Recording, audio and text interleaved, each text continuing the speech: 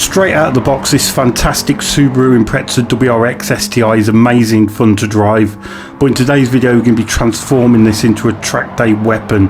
The end result is going to be this 800 brake horsepower, 210 mile an hour missile that'll absolutely annihilate the opposition and earn you 1.65 million credits in just an hour.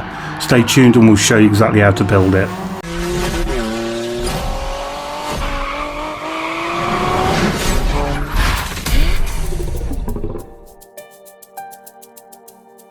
Hello everybody, welcome back to the channel. KCR-Mark here. It's been quite a while since I've uploaded a video. I do apologise, but I'm really happy to be back and tuning some more cars for you.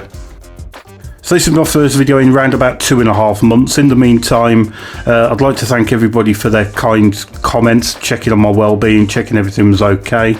Everything's fine. I won't go into too many details. I'm sure you're not that interested, but I'm just doing this as a hobby, and sometimes life just gets in the way and it has to take a back seat. But I'm happy to be back. I'm going to be tuning lots more cars in the coming months, and hopefully getting back to a more regular video schedule for you all. So what's been happening in Gran Turismo while I've been away? Well, there's been two rather lackluster updates with new cars wise.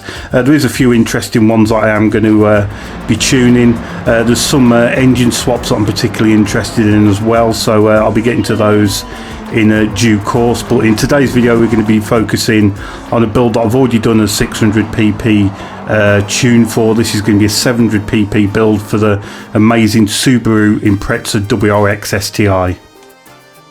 Now, just to pre-warn you before we get into this build, this does involve an engine swap, so you will need to be car collector level 50 to follow this build. It's going to be the Subaru Impreza rally car engine swap, an absolutely fantastic engine, and we're going to go for the complete build process from start to finish. We're going to be tuning this for the 700 pp money grind at Le Mans, and it just absolutely annihilates the opposition. You should have a lot of fun with this build and an easy win. So let's get straight into it. The car is available at the used car dealership. It's on rotation. At the time of making this video, the car is available. It's just 52,500 credits. It's the Impreza WRX Type R STi from 1999. I think a lot of people are going to have this car already in the garage, but that's where you're going to find it if you need to buy it afresh. As soon as we bought the car, we want to head straight to GT Autos, where we installed a wide body kit for 10,000 credits and the aforementioned fantastic engine, which is just 425,000 credits. Now, to this part of the build, if you are going to install a livery, I would advise doing it now. It can adjust some of the aero that we're going to be doing later on. So once you've got the livery that you desire, we're going to fit whichever wheels you prefer. 19-inch wheels, wide offset, wide rims. We're going to install a Type A front spoiler, a Type A side skirt. We're using a standard rear diffuser, and then for the custom wing or Type B wing, they're both exactly the same and give the same PP values. We've also got a Type C roll cage installed to this car. Next, we're going to head over to the parts shop. We've got a lot of performance points to play with, so we can afford to get the weight as low as we can. So we want weight reduction stage 1 and 2. We want the high RPM turbocharger, the fully customized LSD, weight reduction 3, and we want the increased body rigidity. The racing silence here already comes with the engine swap, I believe, but just double check that one. We want racing brake discs and racing brake pads. We're going to go for the fully customized suspension.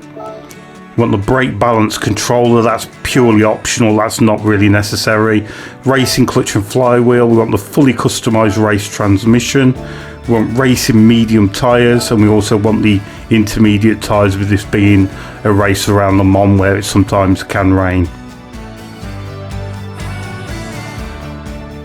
So with all those mods completed, we're going to end up with a car that's just 982 kilograms with 788 brake horsepower. As you can imagine, this is going to be an absolute flyer. So in terms of suspension modifications, this is a car that can suffer a little bit from wheel arch clipping, so we want a fairly high ride height, fairly stiff anti-roll bars. We've gone quite stiff on the natural frequency to make use of those racing medium tyres, which are very sticky rubber obviously. The differential settings are as follows, and the torque distribution, I would advise 40-60, but that is personal preference as well. Heading on to the racing transmission, and the ratios are standard are fairly good, so I've left them as they are just to make the tune a little bit more simple. We've just adjusted the top speed to 430 kilometers an hour. There's no ballast or power decrease on this, just to point out that the power and the torque do drop away, so this is a car that you ideally want to short shift a little bit, but if you're using automatic transmission, it's not going to be a problem. It'll still be absolutely fine. The rest is just as we've installed it. I would advise using the brake controller to the rear. Other than that, it's just what we've installed on the previous steps.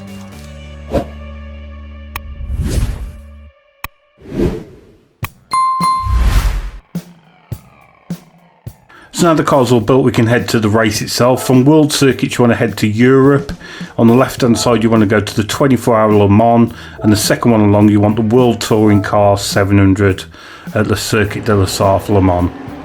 So the strategy for this race is ideally you want to pit at the end of lap 3. So to achieve that with this car, we want to go straight onto fuel map 6 right at the start of the race. That decreases the horsepower a little bit and massively increases the fuel economy, and trust me, the car is absolutely rapid enough on fuel map 6. You also notice I am short shifting a little bit. As I mentioned earlier, the car does drop off torque and horsepower at high revs, so ideally you want to be doing that. But if you are using automatic transmission, it's no great bother. The car will still do the laps that you require. As you can see, the car is absolutely rapid down the straights. On this fuel map, it'll do round about 210 miles an hour. On fuel map 1, round about 220, so it really is an absolute missile down the straights. So pretty early on, you should be taking the lead with this car. As you can see, on the first lap, we've only made it down the Mulsanne straight, and we just absolutely fly past the previous leader and fly off into the distance. Now, of course, with that huge amount of speed, there is a little bit of a trade-off in the handling department. It's adequate at best. It's not brilliant, but you should have no problem at all with this car. It's fairly easy to handle. It's four-wheel drive, so it's fairly forgiving, and it's just so damn quick down the straights. You'll just end up with an absolutely enormous lead, no problem at all. With this car being set up to be user-friendly, so anyone can drive it, it does tend towards a little bit of understeer, but that's not to say you can have great fun with it. You can really throw it about once you get used to it, and it's just incredibly stable. So fast forwarded now to the end of lap 3, which is our scheduled pit stop. As you can see, we've already got a huge lead of over a minute. Just bearing in mind this is on the hardest setting AI as well, such as the dominance of this car is absolutely rapid. It's got so much of a speed advantage over these Group 4 cars. You can pretty much choose whatever strategy you want. If you want to go on fuel map 1 and just full power the whole race, the car is going to handle it no problem. It's just so much quicker down the straights than anything else. As you can see, the end of lap 6 is our second and final pit stop. We've got over a 2-minute lead by this point. As we fast forward to the end of the race, as you can see, a 2-minute lead and just 1 1/4 minutes left. So I just parked it up so I wouldn't have to start a new lap and let the timer run down. So a super easy victory with this car. As you can see, a 3-minute 50 lap. I could have gone about 4 or 5 seconds quicker than that. Just keep an eye on the weather. You'll sometimes get a bit of rain. I was lucky and just got a completely dry race, but even with that parking up for over a minute, I had a 2-minute advantage by the end. This is just an awesome car, and with that clean race bonus of 825,000 credits, you'll be getting 1.65 million every hour with this tune. So it just leaves me to say a massive thanks for stopping by. We hope you enjoy the tune. Let me know. I really enjoy reading the comments and seeing that the car's helping you out. Let me know how you get on, and I will see you again soon with another tuning video. Cheers, bye.